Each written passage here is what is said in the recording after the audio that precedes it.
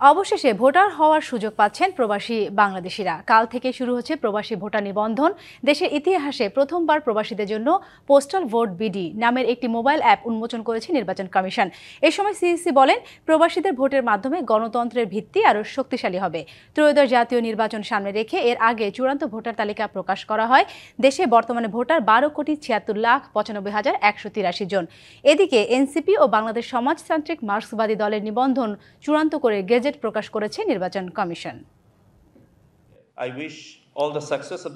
ত্রয়োদশ জাতীয় সংসদ নির্বাচনের প্রস্তুতির অংশ হিসেবে মঙ্গলবার সন্ধ্যায় পোস্টাল ভোট বিডি অ্যাপের উদ্বোধন করেন প্রধান নির্বাচন কমিশনার।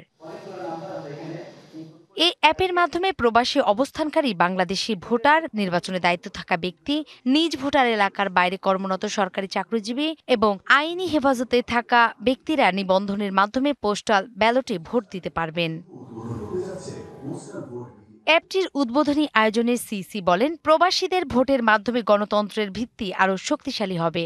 আজকের এই উদ্বোধনের মাধ্যমে আমরা কেবল একটি অ্যাপ চালু করছি না, আমরা একটি নতুন অধ্যায়ের সূচনা করছি, যেখানে বাংলাদেশের নাগরিকত্ব ভৌগোলিক নয়, বৈশ্বিক। পোস্টাল ভোট বিডি আমাদের সেই বৈশ্বিক গণতন্ত্রের দরজা খুলে দিচ্ছে। এর আগে ইসির সিনিয়র সচিব আক্তার আহমেদ জানান, এনসিপি সহ দুটি দলকে নিবন্ধন দেওয়ার সিদ্ধান্ত নিয়েছে নির্বাচন কমিশন। এছাড়া 31শে অক্টোবর পর্যন্ত যাদের বয়স 18 হয়েছে তাদেরকে চূড়ান্ত ভোটার তালিকায় অন্তর্ভুক্ত করা হয়েছে। 31শে অক্টোবর পর্যন্ত যাদের বয়স 18 বছর হয়েছে তাদেরকে অন্তর্ভুক্ত করে একটা ভোটার তালিকা করা হয়েছে। কমিশন সিদ্ধান্ত নিয়েছে যে জাতীয় নাগরিক পার্টি এনসিপি এবং বাংলাদেশ সমাজতান্ত্রিক দল মার্ক্সবাদী এই দুটোকে নিবন্ধন এ পর্যায়ে দেওয়া হবে।